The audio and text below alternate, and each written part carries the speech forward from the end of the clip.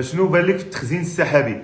تيقول لك التخزين السحابي the cloud computing او لا cloud hosting is someone else computer. cloud computer is someone else computer. يعني التخزين السحابي اخويا هذوك البيانات اللي كتحط فهمت كتحطهم في حاسوب اخر. نصيحتي لكم الاخوان التخزين السحابي انا كنهضر لكم بالحوايج اللي كندير شخصيا، ما تنطيقش انا شي حاجه سميتها someone else computer. نحط الصور ديالي او المعطيات الشخصيه ديالي في الكلاود كو جوجل كلاود، اي كلاود، شي كلاود هوستين كيما بغا يكون. ما تنحطش فيها اخويا المعطيات الشخصيه ديالي، لانني كنامن ان هذاك الحاسوب راه ما دياليش، هذاك القرص الصلب ما دياليش، اذا هناك خطوره على بياناتي الشخصيه.